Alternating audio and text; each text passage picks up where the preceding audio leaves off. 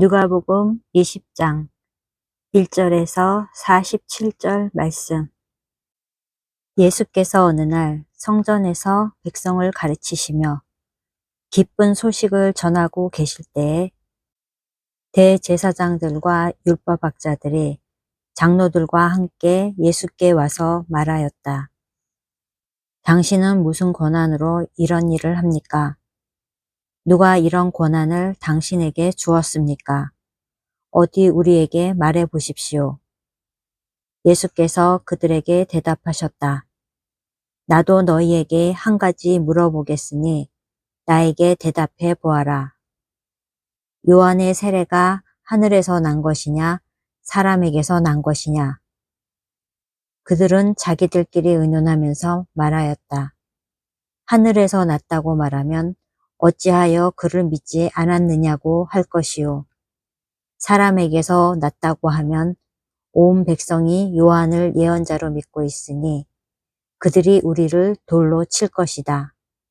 그래서 그들은 요한의 세례가 어디에서 났는지를 모른다고 대답하였다. 예수께서 그들에게 말씀하셨다. 나도 무슨 고난으로 이런 일을 하는지를 너희에게 말하지 않겠다. 예수께서 백성에게 이 비유를 말씀하셨다. 어떤 사람이 포도원을 만들어서 농부들에게 새로 주고 오랫동안 멀리 떠나 있었다. 포도를 거둘 때가 되어서 포도원 주인은 포도원 소출 가운데서 얼마를 소작료로 받아오게 하려고 종 하나를 농부들에게 보냈다. 그런데 농부들은 그 종을 때리고 빈손으로 돌려보냈다.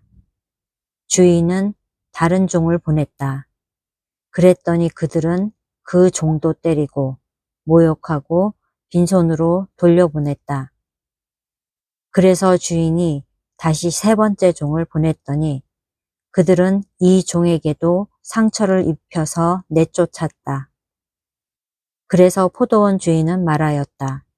어떻게 할까? 내 사랑하는 아들을 보내야겠다. 설마 그들이 내 아들이야 존중하겠지. 그러나 농부들은 그를 보고서 서로 의논하여 말하였다. 이 사람은 상속자다. 그를 죽여버리자.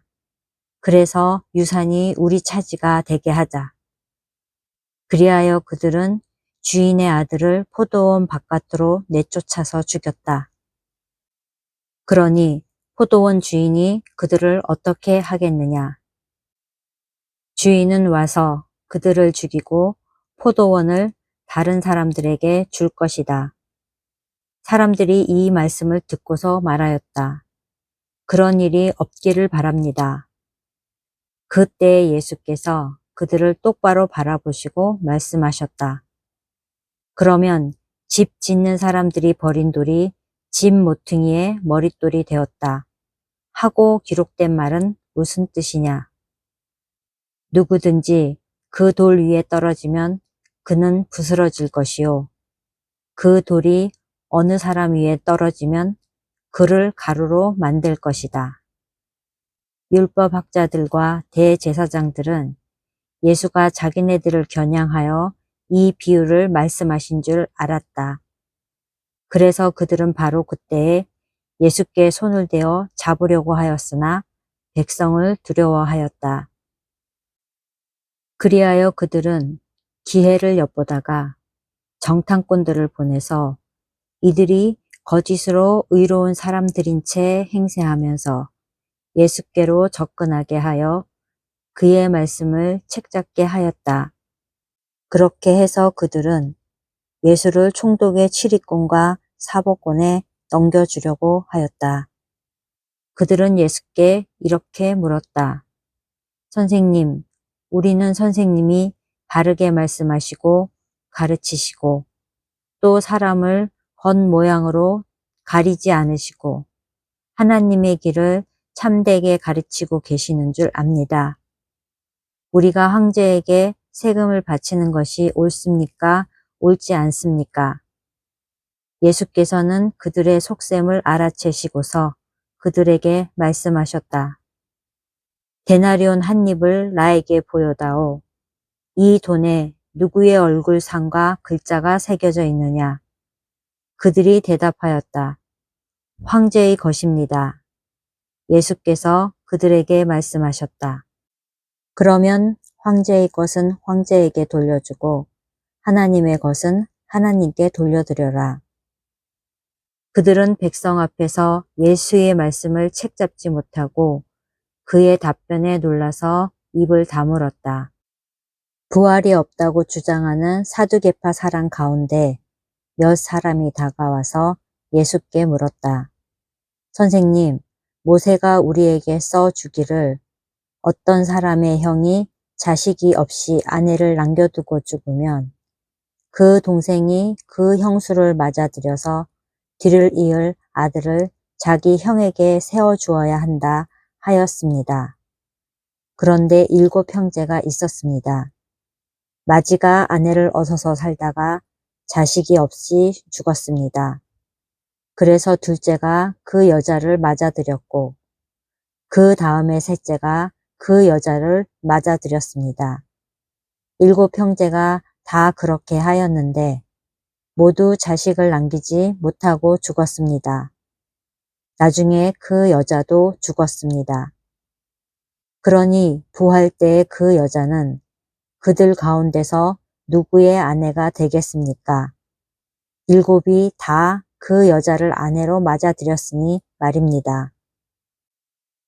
예수께서 그들에게 말씀하셨다. 이 세상 사람들은 장가도 가고 시집도 가지만 저 세상과 죽은 사람들 가운데서 살아나는 부활에 참여할 자격을 얻은 사람은 장가도 가지 않고 시집도 가지 않는다. 그들은 천사와 같아서 더 이상 죽지도 않는다. 그들은 부활의 자녀들이므로 하나님의 자녀들이다. 죽은 사람들이 살아난다는 사실은 모세도 가시나무 떨기 이야기가 나오는 대목에서 보여주었는데 거기서 그는 주님을 아브라함의 하나님, 이삭의 하나님, 야곱의 하나님이라고 부르고 있다. 하나님은 죽은 사람들의 하나님이 아니라 살아있는 사람들의 하나님이시다. 모든 사람은 하나님과의 관계 속에서 살고 있다. 이 말씀을 듣고서 율법학자 가운데 몇 사람이 말하였다. 선생님, 옳은 말씀입니다. 그들은 감히 예수께 더 이상 질문을 하지 못하였다. 예수께서 그들에게 말씀하셨다. 어떻게 사람들이 그리스도를 다윗의 자손이라고 하느냐? 다윗이 친히 시편에서 말하기를 주님께서 내 주께 말씀하셨다. 내가 내 원수들을 내 발 아래에 굴복시킬 때까지 너는 내 오른쪽에 앉아 있어라 하였다. 다윗이 그리스도를 주라고 불렀는데 어떻게 그가 다윗의 자손이 되겠느냐? 모든 백성이 듣고 있는 가운데 예수께서는 자기 제자들에게 말씀하셨다. 율법 학자들을 조심하여라. 그들은 예복을 입고 다니기를 원하고 장터에서 인사받는 것과 회당에서 높은 자리와 잔치에서 윗자리를 좋아한다. 그들은 과부들의 가산을 삼키고 남에게 보이려고 길게 기도한다. 그들은 더 엄한 심판을 받을 것이다.